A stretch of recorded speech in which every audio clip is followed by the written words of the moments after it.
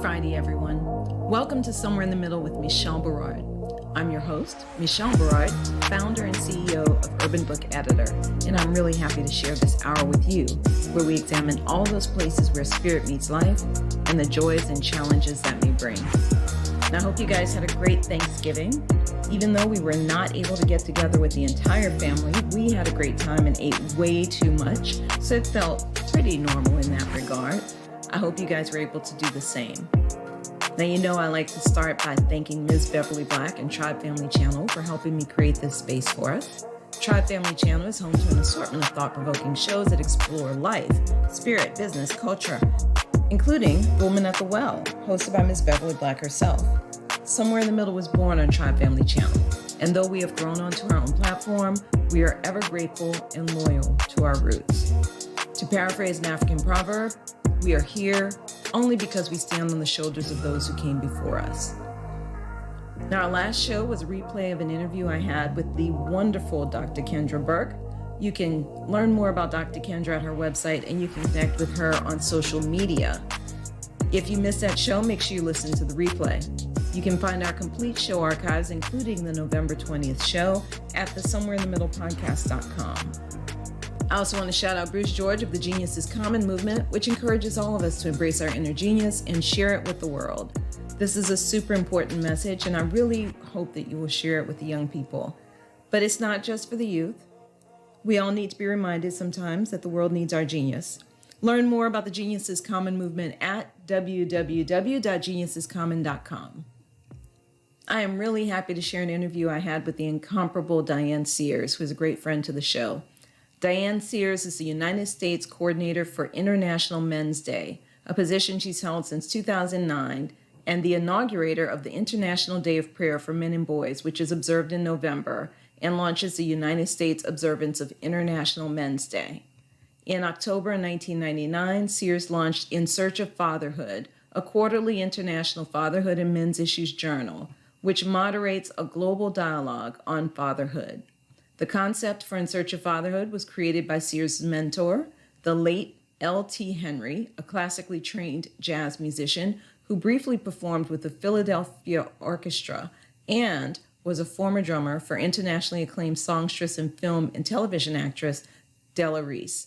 L.T. Henry was also an author, a photojournalist, and a sales and success motivation trainer. Mr. Henry envisioned a world in which men from all walks of life could work together, support one another, and share solutions to address unique issues directly and indirectly related to parenting from a male perspective. Ms. Sears has spent the last 20 plus years of her life resurrecting Mr. Henry's vision and perpetuating his legacy. Good morning. Good morning. How are you? I am doing well. The most important question is, how are you? I'm really good. You know, I reloaded back from California. I came back to Georgia. I've got family out in California, and they seem to be taking things in stride. You know, I emailed them, you know, how's everybody, that sort of thing, and they're fine. Mm-hmm. They seem to be fine. They are family that I just discovered that I had about 1.5 years ago. Oh, wow. That's awesome. Through ancestry.dna.com. That's beautiful. That is beautiful. Well, I think that's awesome. Yeah, my mother doesn't think so. She's given me a direct order and said, please stop digging up relatives. No more cousins. That's funny. That is funny. You know, I could never get anybody in the family really on board with my family tree project when I was working on that a few years back. I didn't either. It's weird, isn't it? Like people have no curiosity. Well, I used to hear stories when I was growing up that I remembered. And then at some point I became curious. And in the late 90s, I decided to do some research. And I found out some very interesting things. I'm, wondering about, why doesn't anybody want to talk about this?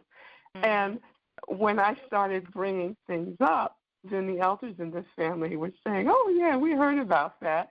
So that really happened. And then they started sharing information.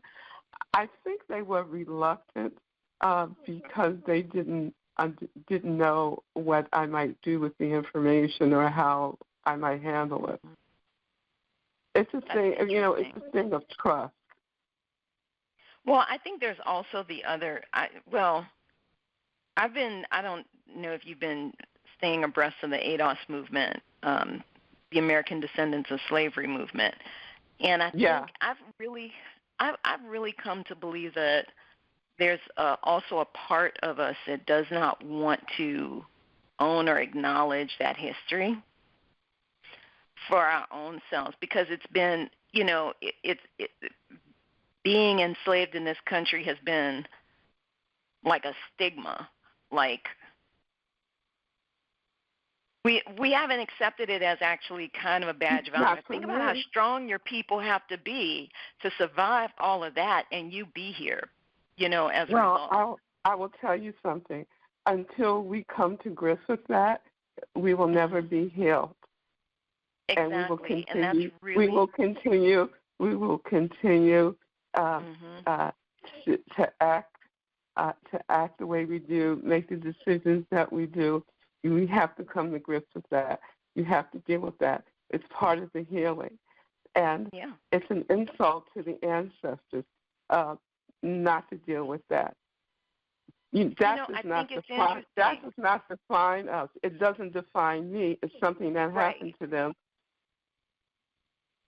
Right. And we have but I think you're right. That. I think you're so right about that with the healing, because that's really one of the things that I've been grappling with, right?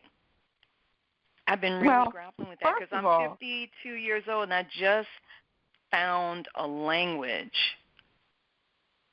to talk about this in.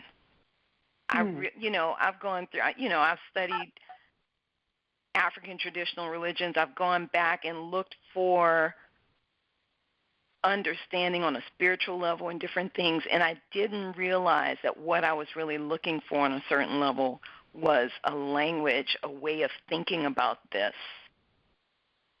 experience being unique. You know what I mean? And how to own this.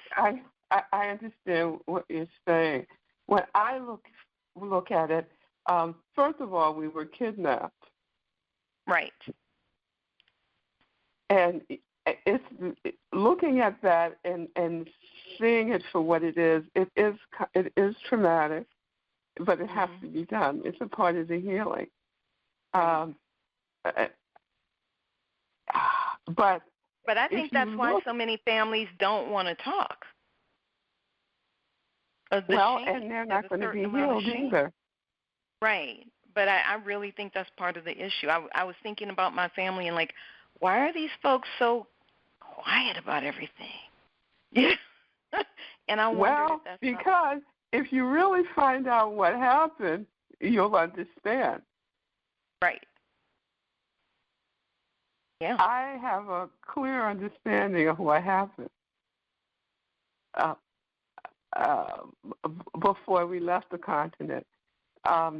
And because we're not dealing with this, we continue to make the same errors in decision making and strategic planning and understanding our position that the African kings, the African chiefs, and not the African priests, but the African kings and chiefs made in the 1470s and the 1480s, which allowed the Portuguese to have a foothold in the Kingdom of the Congo and the Kingdom of Benin. Mm-hmm. And when they finally caught up with the strategy of the Portuguese, it was too late. Yeah. And collectively we do the same thing. We do this.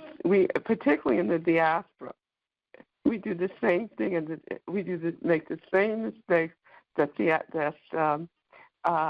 in the diaspora that the African kings and chiefs make, and the decision making, and the strategic planning, the understanding the true agenda of people outside of the tribe, not circling the wagons.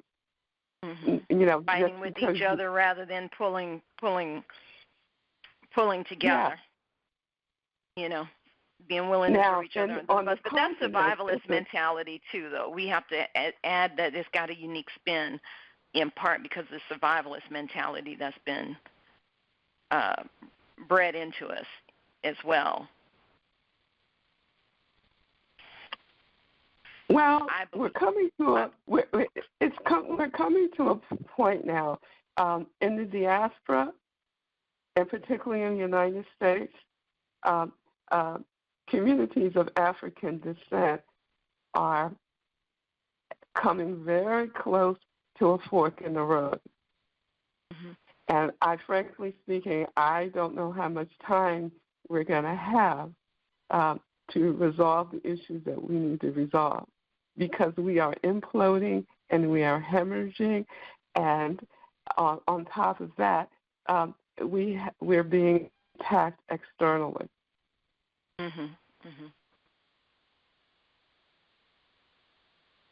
But the good news is there are solutions,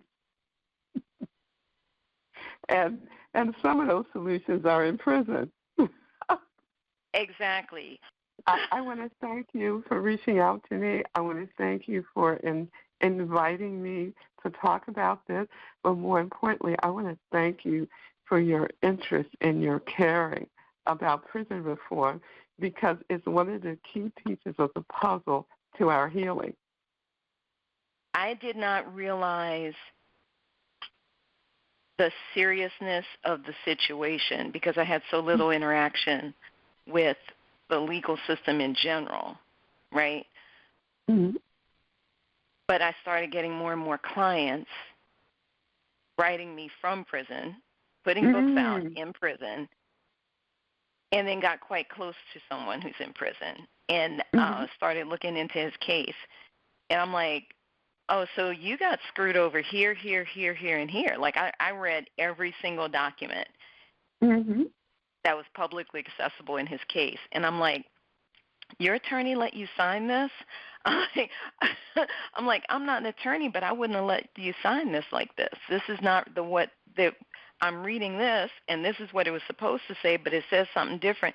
And then when I start looking at it, I'm like, no, this is calculated. This is absolutely calculated. And it just blew my mind, to be honest with you, Diane. It just blew my mind. I did not understand. That this was happening. And I think so many people do not understand that this is happening because we are raised on a diet of, oh, the United States has the best legal system in the world. We give attorneys to indigent people. You have the right to go to court, and people have to bring evidence against you. But I don't think most of us know how this system actually works and how it works against people, particularly black people, black men, and that it's almost weaponized, particularly if you have no money. Funny you should use that word, because that's exactly what it is. Even the attorneys are in on it. That's exactly what it is. Well, it goes, well, actually they are weaponized. They're weaponized as children. Our boys are weaponized. One of the ways they weaponize our boys is in the public school system. Boys generally, regardless of their ethnicity, they have a problem with literacy because the public school system curriculum is based on literacy and it's slanted toward girls. Right. Now, all they have to do, they can very easily change that by introducing literature that attracts the attention of boys. And once they do that, boys will get interested in reading. So there's a literacy gap between girls and boys. Boys across the board underperform girls in reading comprehension, reading skills, writing skills, and writing comprehension skills. For boys of African descent, in the African American community and in the Hispanic and Latino community, when they get, by the time they're in third grade, 7 or 8 years old, if they can't read, regardless of how high their IQ is, they are viewed as intellectually challenged. And most teachers and most school administrators will not do the work to find out what's going on, because they could be dyslexic. Maybe they need glasses. Maybe that's why they're not able to read. They don't do that. If they set the bar, if they don't reach that bar, okay, fine. Then they make decisions about what they're going to do with them. So of course, everything is literacy based in the school system. The curriculum is literacy based. So if you can't read, you're going to have problems with math. You're going to have problems with history. You're going to have problems with science. So you're not going to do well on the test. You can have an IQ of 200, but if you can't read, you can't pass those tests. These educators and the school administrators say, all right, you've got an intellectual problem. So they send them to special ed. So you've got 7, 8, 9, 10-year-old boys who are bright as a button, but they're in special ed. And there's nothing intellectually challenging about special ed. And so at some point, they make a decision about how long are they going to put up with that. And at some point, they decide they're going to drop out of school. At the same time, because they are they're bright, but they're bored, they get into trouble. And so then they become a discipline problem. Well, now, I want to stop you there. This is how the school-to-prison pipeline works. Right. And I want to stop you there because I do think that I agree 100% with what you're saying, and I watched the difference with my daughters versus my son. Because, I have 3 kids, 2 daughters that are older, and I watched the experience of one of my daughters went to this particular same school as her brother, and the way that he was handled. And I had to I fought for my son. I'm like, you're not going to, no, we're not doing this. Because for me, what happened was I wanted him to attend kindergarten, pre-K, for a second year. And so I applied to the school for a second year. The first year was a paid pre-K, and I applied for him to go to this magnet school, I guess, or they call them theme schools. It's a theme school here. And I applied for him to go, and I applied for him to go to pre-K. When the application came back and he'd been accepted to the program, they put him in kindergarten, and they said because of his age. Okay. He goes to kindergarten. And a few weeks later, the teacher calls me and wants me to come in. I come in, and she says, well, he can't sit still, and he can't do this, and he can't do that. I said, well, they said, we want to put him in a special class. I said, well, here's what I'm going to say to you. I put an application in for him to come in to pre-K. You all decided that you knew more about my child than I did, and you wanted him to go to kindergarten. Now you're saying he cannot do the things that you expect him to be able to do in kindergarten. That means you get to teach him how to do these things. because I knew where he was developmentally. And the reason he was at that point developmentally is because I thought, frankly, 4 years old was too long. You don't have to be sitting in a desk at 4 years old. You learn more through exploration. So when I was finished my work, I would go get him, and we would go have little adventures. It might be as simple as going to Whole Foods, and we're walking through the store, and you know how they would have the big things of coffee beans and all that? We might be smelling coffee beans and talking about where coffee comes from. We might be going to a park and looking at leaves and, you know, whatever it was that we felt like doing that day, because I believe that small children need experiential learning, not just sitting in a desk. So since you all did not trust me as a parent to tell you where he needed to be, you now get to teach him, and he's not going to any special class. And they were taken aback. They were taken aback because most parents, I think, don't say that to them. And I know that it's partly because we have this sense of authority, you know, like teachers are this authority. And no, they're supposed to be collaborating and working with you, in my opinion. You're right. You're supposed to work as a team. And if you demand that they work as a team member with you, some of them don't like it. But I think I saved my son from being pushed in that direction by standing up for him. And this is what I encourage a lot of parents to do. Don't just entertain what these teachers tell you. And I commend you for that. You did. And I commend you for that. Yeah, and I'm really excited because now he's a freshman at Penn State. So he did all right. He did all right. But, you know. Now, this is interesting because what I've been discovering in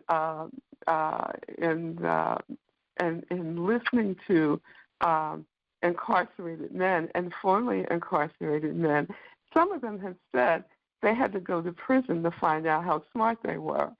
And when I listen to them talk about school, they say things like the teacher said that they were too dumb. Some of them have reading problems. The reason why a lot of men and particularly Hispanic, Latino, African American men are incarcerated is because of what happened in school or what didn't happen in school. Mm-hmm. And I have been told that the authorities and officials who are responsible for deciding how many prisons are going to be built, what they do, they look at the reading scores and test scores and grades of 7- and 8-year-olds, particularly in the African American community and the Hispanic and Latino community, and that's how they decide on the number of prisons that they're going to build. So I've heard that as well. So where do parents? I want to go down this rabbit hole just a little bit from a parent's perspective. What do parents need to do? What do parents need to do, recognizing that a lot of them are working 2 and 3 jobs to try and live indoors, keep their kids living indoors, right? Mm-hmm. What do parents need to do to help counteract this? Well, I will go back to the way that my family handled my situation. The first thing you do is you don't rely on the school system to educate your child. Mm-hmm. That's number one. That's your responsibility. That's your child. That is a soul that has been entrusted to you, and you are grooming that soul to become a part of the generation of future leaders. So that means you have to educate them. So you have to, and you did a great job of that. For instance, what you talked about with your son, you took him out and you introduced him to the outside world. parents have to start reading to their children. They have to make sure that their child knows the alphabet and their numbers. For me, I think when I got to be around 3, I can remember at least a year or 2 before I started kindergarten, my family prepared lessons for me. And my mother had me made sure that I could read, that I could recite the alphabet, that I could write. This was before I went into kindergarten. Before I went into kindergarten, I could write my name. I could write the alphabet from A to Z. I could write numbers. And it doesn't take a lot of time. After I had breakfast in the morning, for between 1 to 2 hours, that's what I did. And then after that, I could go play. When I went to grandmom's to stay, or with my aunts and my cousins, my mother packed my lessons with me. And when I would go over to my grandmother would say, oh, your mother has some lessons. She packed lessons in here for you to do. And so she said, after breakfast, you're going to have to do that, and then you can go and play with your cousins. Same thing with my aunt. If the parents aren't equipped to do that, then it's up to grandmother, grandfather, aunt, uncle, cousin. I had a support system. I was pushed. Right. Of course, so that was the time. Oh, I'm sorry?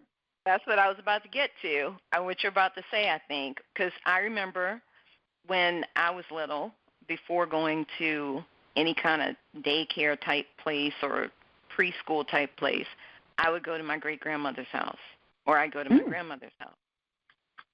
But these days, women are having their babies, and 6 weeks later, their children are in a daycare center because they have to be back at their day job. And people don't necessarily live in the same neighborhood or close to relatives anymore. They may be across the country from them. So I want to play devil's advocate for the parents. We have the internet now. We have the internet now. We have Zoom now. So you send your baby send your child to daycare, and you work a full day, and you come home and you get dinner on the table, and you're about to collapse from exhaustion. What are some little things that parents can do, some little small practical things that parents can do before I remember the schedule. I've got grown kids now, but I remember that schedule. And especially if you have more than one child, it gets very difficult. What are 2 or 3 things that parents could do that were proactive, that they could do in a short period of time that may not wear them out more than they're already worn out by the end of the day? Oh, boy. I'm probably going to get into trouble for this. But I have to, you have to start planning for your child's education when that child is in the womb. Okay.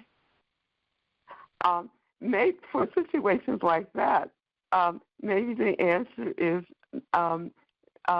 mentoring. But we have to find a way to take responsibility. Mm-hmm. My mother was tired too. My mother used to get up. I used to get up I don't know when she slept.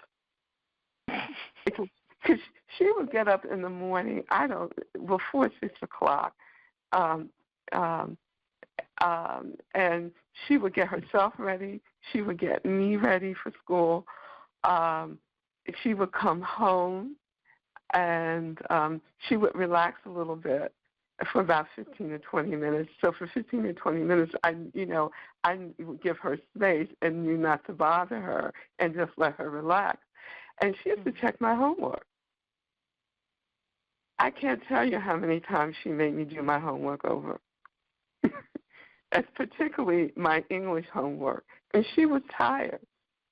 Mm-hmm. And what we would do, we would use dinner time.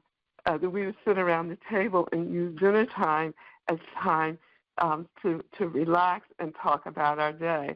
And everybody would go around the table and talk about their, what happened today.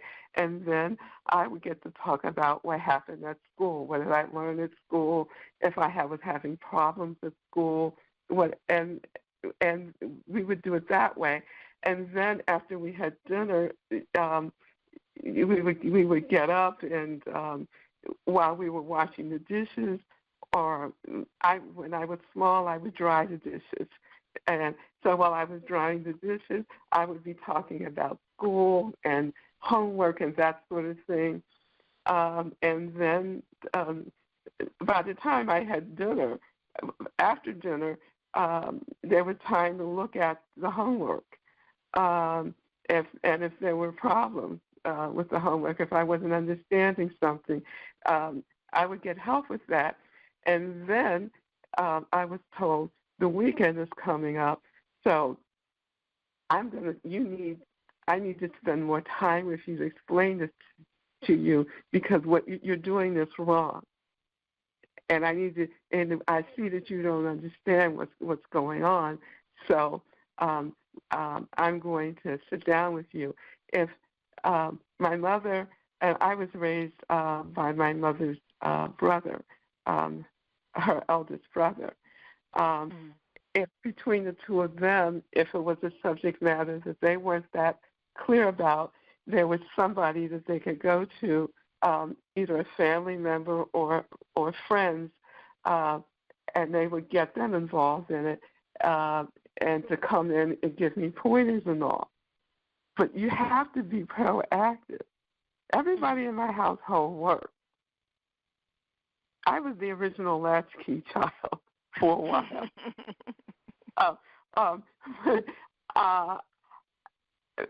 When I think I was about from 9 on, I was the latchkey child. Mm-hmm. But it was. I don't know how we're going to do this now because, as you said, everything is a little different. But this is what information technology is for. We have to find a way to use Zoom and Twitter and Facebook to augment the education that our children are getting and to guide our children through this maze, because it's a maze. Because if we don't... Go ahead. Finish that thought. Because if we don't, we're going to pay a terrible price, and we're paying that price now every day. That's why there's 2.2 million souls in prison in the United States. That's why we've got gun violence. That's why we have children that are out of control. That is why we have poverty. And on and on and on and on and on. I have to tell you, considering the fact that our ancestors were purposely denied an education, were purposely denied the opportunity to read. If you were an enslaved African and you got caught reading, you were punished brutally.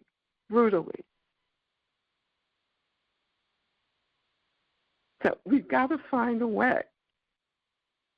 If you live in a neighborhood and you see that there are a group of mothers, single mothers, who are tired, who are working 2 jobs, and by the time they get home they're exhausted, then somebody in that community has to pull that mother aside and say, how are you doing today, Miss Jones? I see you're really tired, and oh, Bobby's a really bright young boy. How's he doing in school? We don't have those conversations anymore. We need to start having those conversations. Well, and that's tricky. And that's tricky. You know that, but you know that's tricky. You know that's tricky now. I'm gonna push back against that a little bit because that's tricky in that you don't know if somebody's trying to get at your kid. Exactly. You don't know if you know what I mean. People don't know each other. It's not like when I was growing up, everybody knew everybody on the block. You know what I mean? And there, we knew Miss Brown was always looking out her window. She saw everything from her bathroom window. I don't know how it was possible. This woman was always exactly. She saw everything. We knew, Miss Cook would see if you did. She was a fanatic about her yard. We knew that, these kinds of things. So, honestly, if somebody came and approached me like that, I'd be like, "Who are you, you weirdo? Why are you trying to get my child with you?" I would wonder. I couldn't, you know what I mean? I would wonder. Well, it's not that. No. You don't do it that way. What you do is ask the parent what she needs to help her child. For instance, does she need reading material? For instance, if the child is having problems with let's say they don't know how to multiply, then what you can do, put together a multiplication table 1 through 12. That's what my uncle did for me, and an addition table 1 through 12. That's what he did for me to introduce me to math. And I used that. As a matter of fact, I memorized it because he used to say to me, "You have to learn how to commit things to memory." And so he says, "I'm making these charts up for you." He says, I want you to study them. And he said, "You should know these. You should know your addition tables and your mathematic tables." That's what they used to call them back then. So well that if I wake you up at 2 o'clock in the morning out of a dead sleep and ask you to recite them, you can recite them. You don't. First of all, you don't. I get that. You don't deal with the child. You deal with the mother, and find out what that mother needs.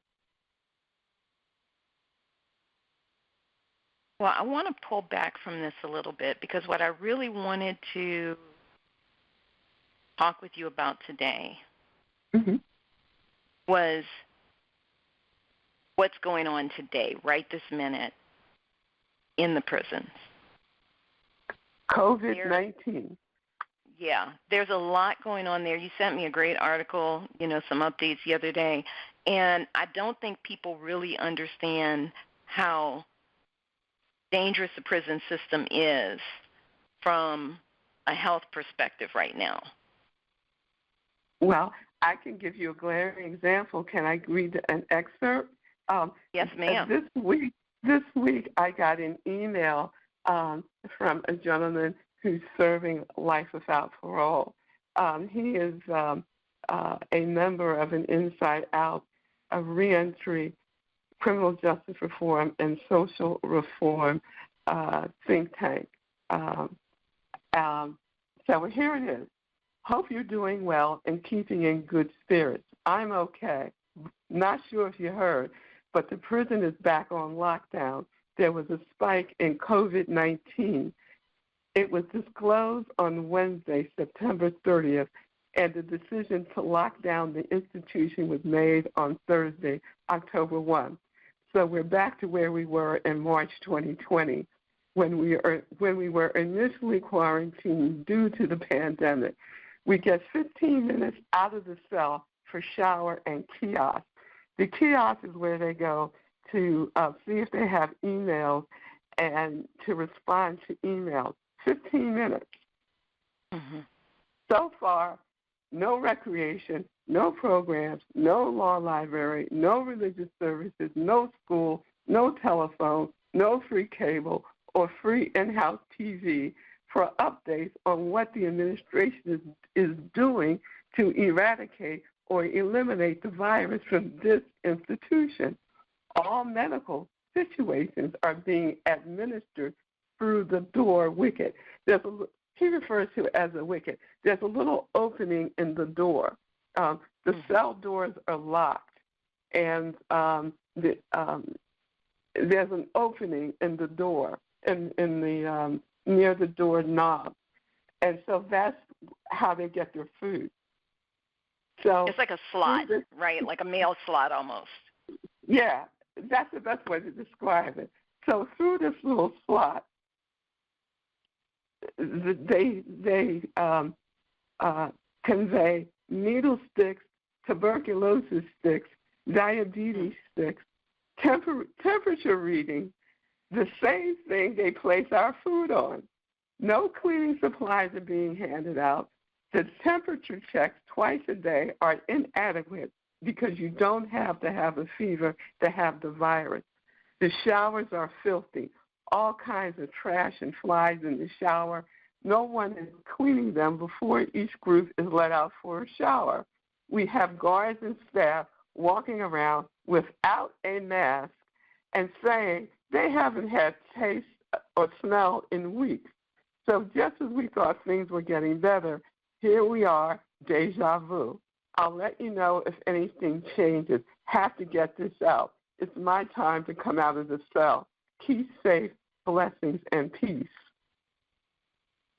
See, that goes to what I was saying before several weeks ago because, you know, I have another podcast. I do a live stream on Saturdays with Julia Black, and we talk about all things COVID, and we have talked about the system, the prison system.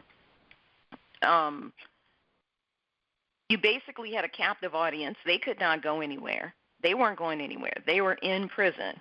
So the only way that those cases could get in was through guards and other workers. And I know through direct reports from a prison in Arizona that at one point those guards were being told they couldn't wear masks because it, quote unquote, might scare the in-prison population. And I'm like, so it's scarier for them to see you in a mask than to think, oh, you might be carrying the COVID. I mean, I don't even understand the logic, but that's the kind of things that the guards were saying, we've been told we can't wear masks. That went on for weeks in Arizona. And do you know why? See, this is why, the reason why this goes on is because there's no outside pressure. There has to be outside pressure. There has to be yelling and screaming from the outside. But it has to be organized because if one person is calling and saying what's going on with my family member or my, you know, child, my husband, my whatever, then that's not enough. That one person is going to get blown off. It has to be organized where lots of people are applying that pressure, right? That's the other piece of this. Well, we've been trying to get Black Lives Matter on board with this, but it hasn't been unsuccessful. It hasn't been successable. I think it's challenging because I don't think that they have. Well, I was given a direct request from the inside to contact them and to deliver a message, which I delivered, because there's on the inside they're saying we're black, we're incarcerated, but we're black, don't we matter? And right. I went to the top. I'm not going to name names, but the 4 individuals at the top, I went to them and presented the message. I also went to the person that has the Philadelphia chapter. Not a word. I did get I'll get back to you, but that was it. Yeah. Well, this is where one of the challenges is. Their agenda does not include our people in prison. Their agenda does not include them. Well, then how does Black Lives Matter? That's exactly the point. Okay. I'm not trying to be. Can I just say I'm not trying to be divisive. I am grateful, extremely grateful that the Black Lives Matter is agitating from the outside. I love that. But I applaud them for that. But as my late mentor used to tell me, how you treat people who society deems are less than speaks a lot about you. Yeah. How do you can't leave anybody out.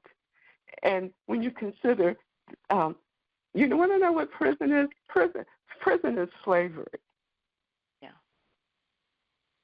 And that's what people don't slavery understand. And enslavement is part of our experience. Mm-hmm. So when you don't address prison, you're not addressing that. And if you're not addressing that, it's impossible. How can you move forward? How can you sanely move forward? How can you efficaciously move forward? Because the ancestors demand closure. I want to dig into that a little bit, because I have noticed some things, because you're talking about the ancestors, and I look at everything from a spiritual perspective. And one of the things that I have observed is that there is an awful lot going on around our ancestors right now. Mm-hmm. The raising of these slave ships, mm-hmm. all of the exploration, the divers going down there and finding the remains of people who died in that Middle Passage. And millions all of this unrest. And all this unrest in the United States and even around the world right now, does this not, on an energetic level, does this not feel like the ancestors saying, oh, the time has come? Oh, it's time for a reckoning. Oh, it's time to deal with this now because we have been ignored for too long. I'm interested in your view, because that's how I'm seeing it. I'm like, I don't believe in coincidence. I do not believe in it. Well, I will tell you from my own personal experience, you're right about that. First of all, the ancestors are alive and well. Every step that we take, they're right beside us. They walk beside us. They sit beside us. They're right there.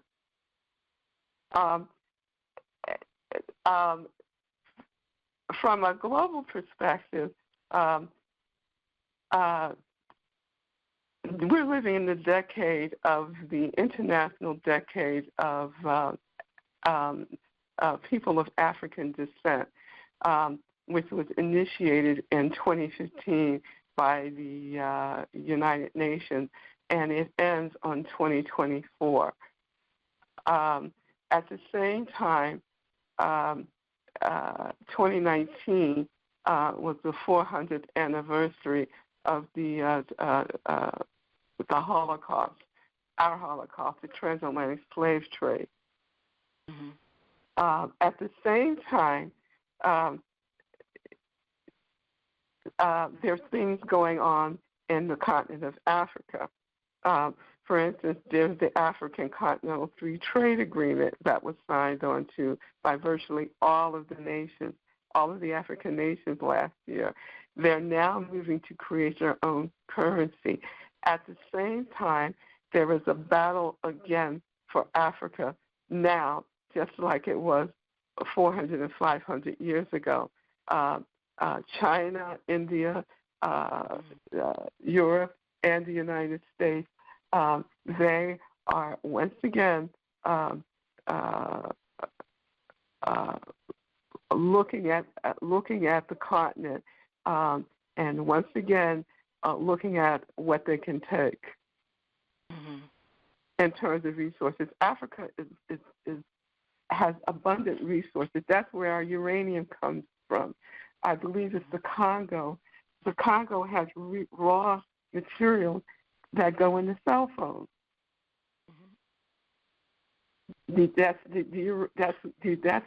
one of the world's supplies is uranium, oil, rubber, gold, diamonds, etc., etc., etc.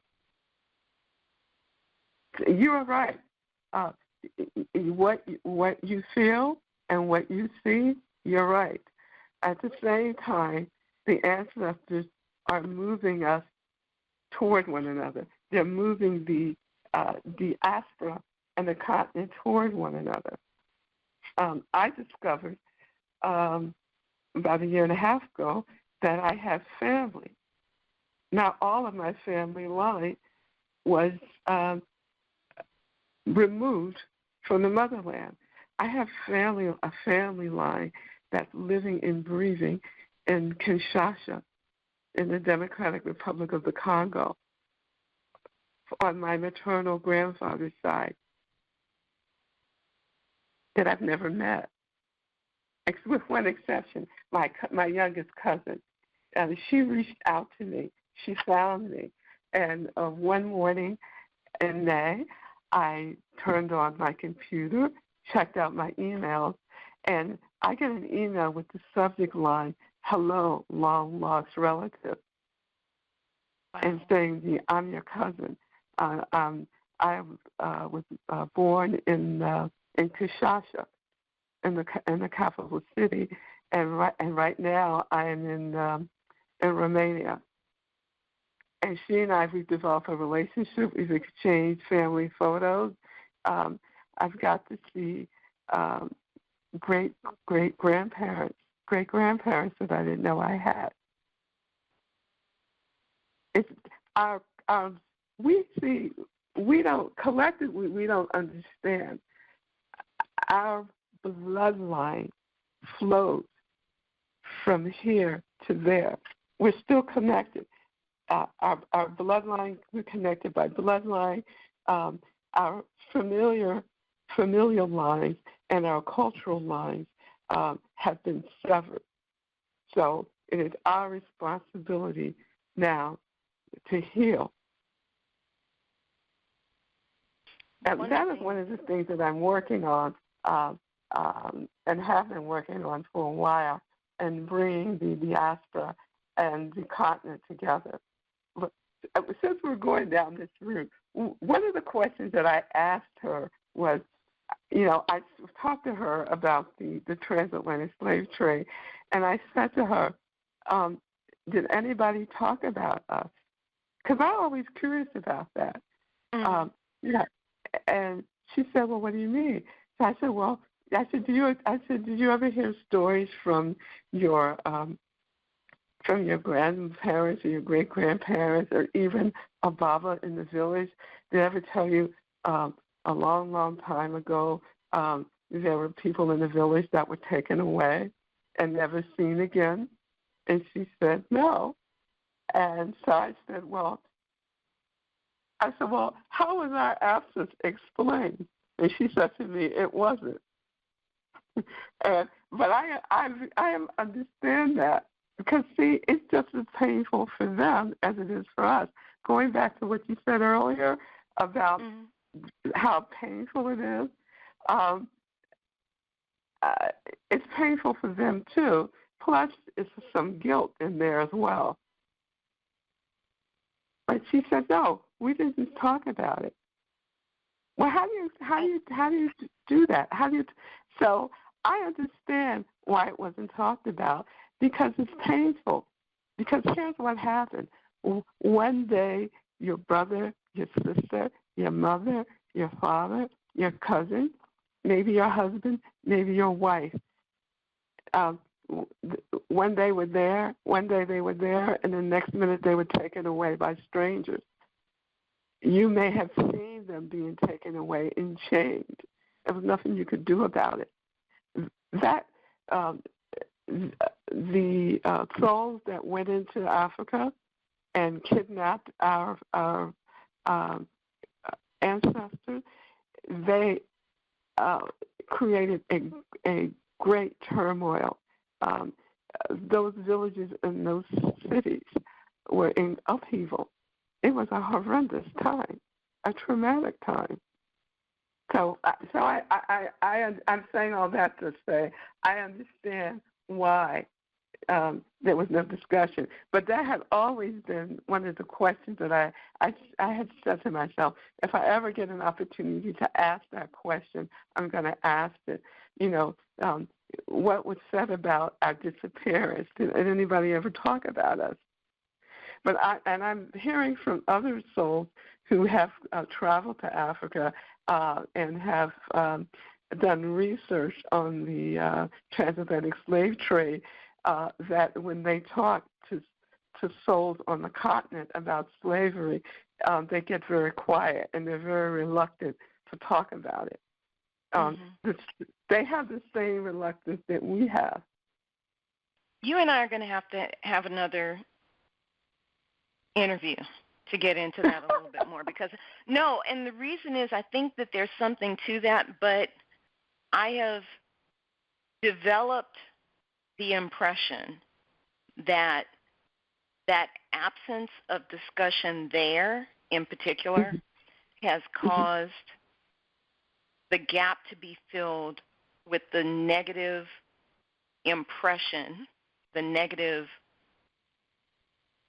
attitudes that whites in this country in particular have about African Americans in a lot of ways.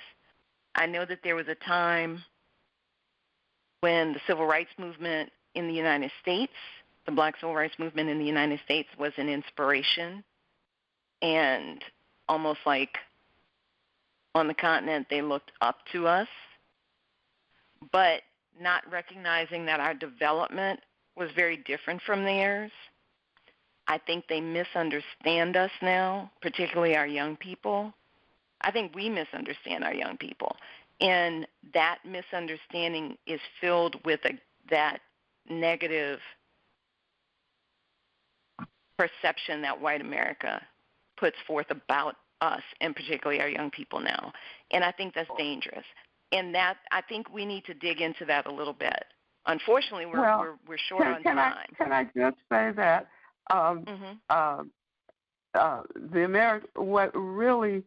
there were two things that fueled the American Civil Rights Movement from the standpoint of getting Caucasians to understand what we were going through. The first one, Emmett Till and Rosa Parks. But George Floyd is this generation's Emmett Till. I don't know if you know the story about him, but Emmett Till was grew up in Chicago, and his mother sent him down south, and no one explained to him the rules. The rules of engagement, and it is alleged that he whistled at a Caucasian woman, and as a result of that, in the middle of the night, he was dragged out of the family home, and I won't go into the gory details about what happened to him, but when his body was finally found, it was in horrendous shape, and his mother decided to have an open casket because she wanted everyone to see what had been done to her child. And when that was flashed on the front page of a lot of newspapers, and that got the attention of a lot of folks outside of our community. We have to understand that people outside of our community are treated differently. They go about their lives differently. As a matter of fact, I had a Caucasian person remark to me 3 weeks ago that she had no idea that African Americans were subjected to the kind of brutality that we witnessed with Mr. Floyd. or that they're being profiled. So you see, we live in different worlds. Totally get that. Not to mention the fact we've all been lied to. But that's a whole nother conversation. Right. But that's what I mean. We're going to have to dig into this when we have more time. I want to put people in touch with you. How do people connect with you and with the work that you're doing?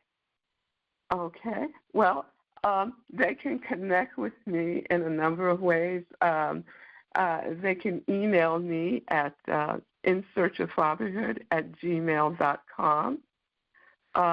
They can connect with me through the commutation support campaign that I'm running for my client, James Muhammad Taylor, who is a model prisoner who has served 49 years of a life without parole sentence, who I'm working with, along with other key community stakeholders, to release him because he has key pieces of the puzzle to solving gun violence, recidivism, and the school-to-prison pipeline.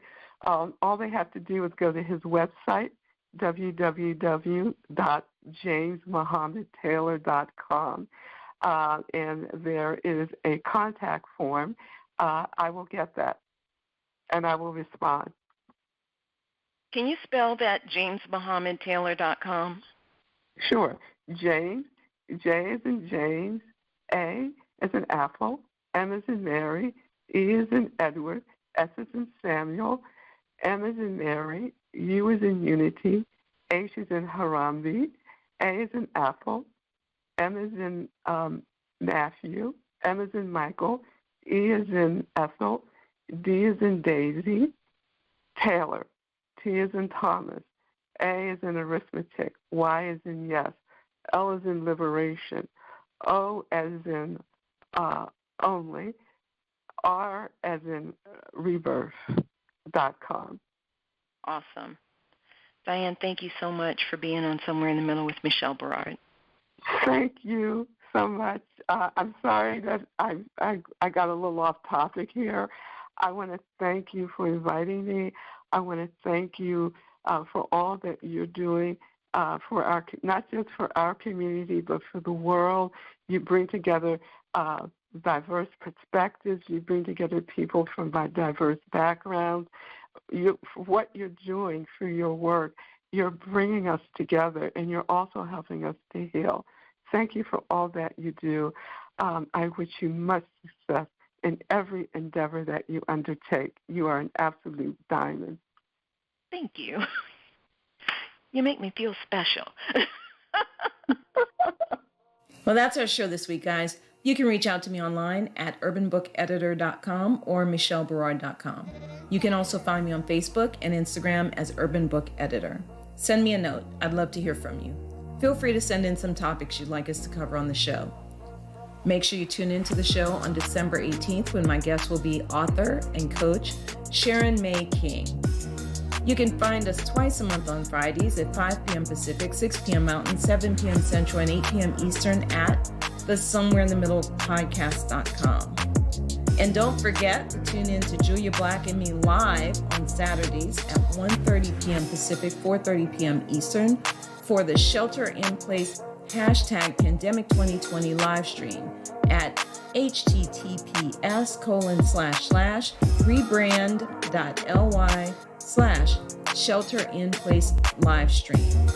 Let's continue the conversation. You guys be good, stay mindful, and remain prayerful. Peace and blessings, y'all.